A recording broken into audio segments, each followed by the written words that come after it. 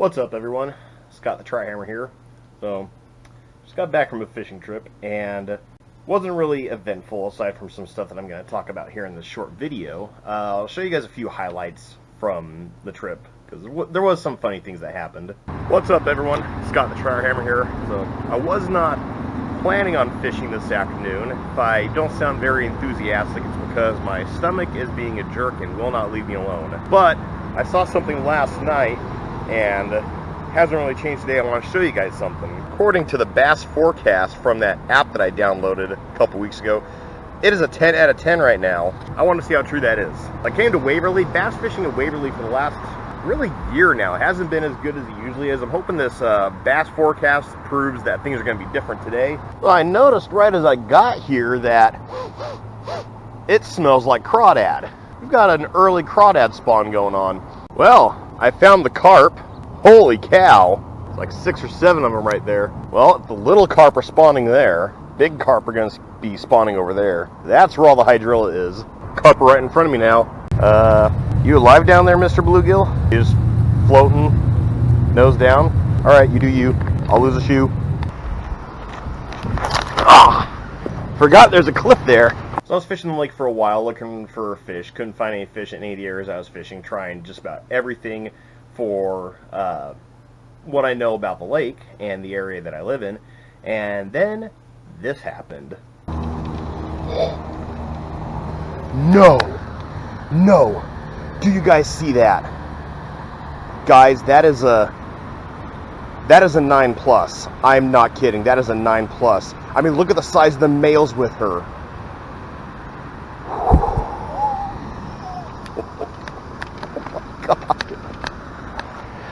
Hang on, I catch my breath. I don't know if I can go into a spot where they can't see me. Maybe I can. Up here.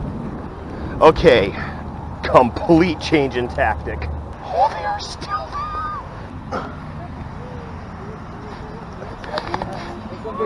there. That's what I'm going for. All right, guys, there are 2 females that are over 8 pounds right now, and a bunch of males that are around 3.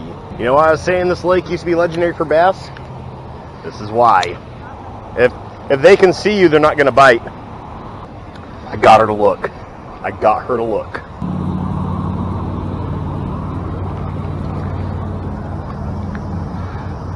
Okay, she looked again. Oh, my heart was pounding on that one.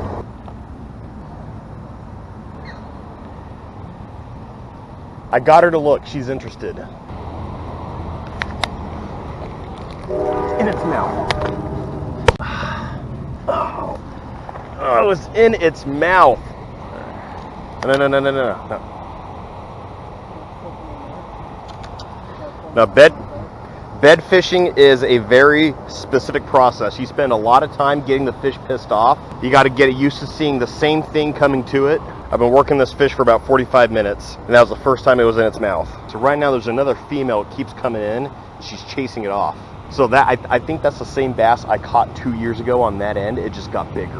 Like about 4 pounds for you. No, when I caught her, she was 7.5. This is where the largest stock of bass is going to come from in this lake, is this bed right here. But I will come back for you. And this is what I want to talk about.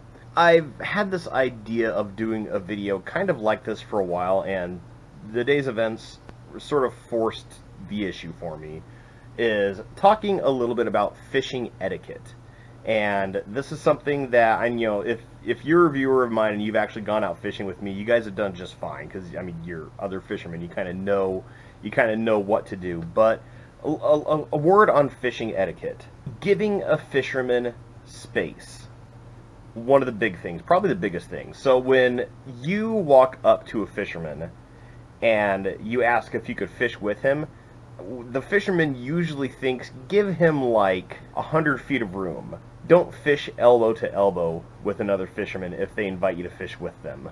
And this goes across all species of fishing. This goes across, trout fishing, pan fishing, anything like that. But in particular, 2 species in particular, well, I guess 3 species, because they kind of fit the same mold: salmon steelhead and bass fishing. So with bass fishing, that fish that I was fishing for, I was working that bed fish for about an hour, and I finished after an hour. It took 45 minutes to get that fish just to put my lure in her mouth, and the entire time I was trying to catch that fish, there were people running up to the bank because they see a big fish in the water, getting in the way, and that shut the fish off.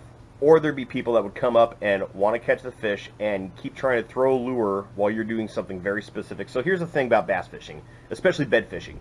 It is a very specific process of pissing the fish off. There's really no other way to put it. Most of the time when you catch a bass, you're not catching a bass because the bass is hungry. You're catching the bass because it's angry, and it's striking to get the lure out of its face, to get the lure in a different area, especially with bed fishing.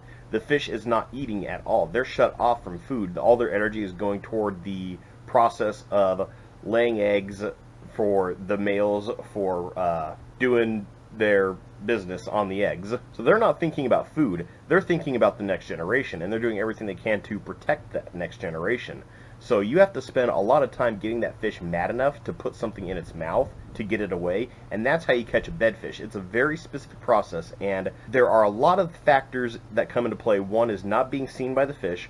Another is the patience, and if you see someone trying to do that, don't get in their way.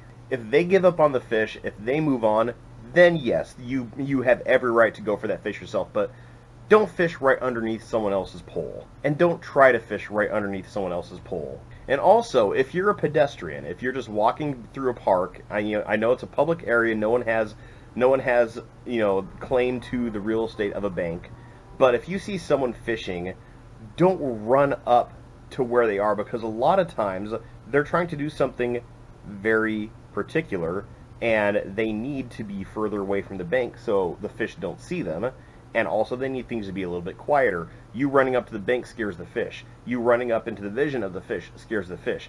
Please be courteous to the fishermen who are fishing on the bank and let them do their thing. But I mean, some things in particular for my situation, for the situation that I was in also, is if you see a fisherman with either someone with them filming for them, which I will start doing soon, or having a chest-mounted camera, it means it's more serious for the fishermen. That means that what they're doing has passed beyond the realm of hobby, and they're trying to turn it into a business. So if you see that, and if they're doing something involving their camera, please don't get in their face. Please don't interrupt them. I actually had a family. I was trying to explain something. I'm not going to show this, but I was trying to explain something about the place I was fishing, about the lure I was using, and trying to explain something about the current conditions that we were in. And I'm talking to the camera, I'm talking to you, the audience, and someone comes by on the camera and they try to ask me a question. I'm trying to finish what I'm saying, and they get indignant, and they come up and get mad at me that I'm not answering them. And, as politely as I could, let them know that they're interrupting me talking to you, the audience. I know most of my viewers are fishermen, so I'm not, this video really isn't for you guys. This is a video mostly for the people who are looking to get into fishing, or are just like, they have an interest in the hobby, and it's a matter of courtesy. It's really discourteous to anyone to treat them that way. And as a fisherman, it's like, okay, PSA time. Another thing that I've noticed, and I at first I thought this was just me. At first I thought this was just me that had this opinion, but I found out there's a lot of other fishermen that have this opinion too. So I'll bring this up too. If you see someone fishing, it's becoming a borderline superstition that if you ask them if they've caught anything, you jinx them. And I'm not a superstitious person, but the superstition is starting to grow in me, because there's been so many times where I'll go fishing, and within the first 10 casts, where I haven't caught anything yet, within the first 10 casts, someone's walking by, and they don't really, it's almost like they don't know what they're doing. They're just like, hey, have you caught anything? And I'm just like, and this isn't just me, I'm passing this along from other fishermen too, because I've noticed that it's a frustration from other fishermen too, to be bothered if they're on the bank doing their thing and they haven't caught anything yet. If a fisherman has already caught fish, they're happy to tell you about it. If I've already caught something and you're walking by and you're like, hey, how's it going? I'm like, I'm doing great, caught this, we'll let you know. If not, they're trying to focus, they're trying to key into what the fish want. And that puts a frustration in a fisherman they don't need. I think the best way I can put it is, especially myself as a, gym rat also, is the last thing anyone who goes to the gym wants to be asked is, well, how much do you bench? And that's the first question people ask. And you can always tell when someone is in the gym and they don't know what they're doing when the first question they ask someone is, how much do you bench? There's really no reason to ask that question. You might think you're being kind, you might think you're being friendly, but really it puts the fishermen in a state of mind they don't need to be in. And one of the reasons why I want to make this video also is because,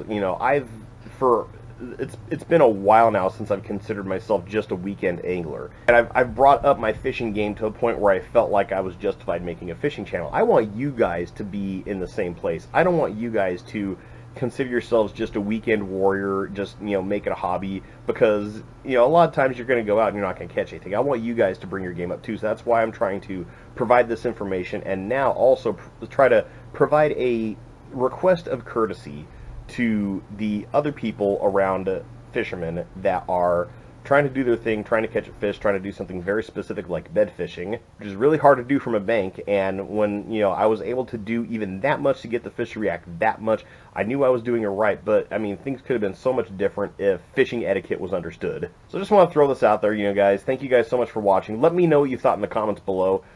Please consider subscribing. Not really a traditional fishing video for me, but I will still ask because I'm trying to get this channel to grow to 1,000 subscribers, and I need your help to do that. So do me a favor, hit that subscription button and that little notify bell beside it so you're going to be the first to see all the great content that's going to come from this channel. Thank you guys so much for watching, and yeah, tips up, tight lines, and have fun fishing.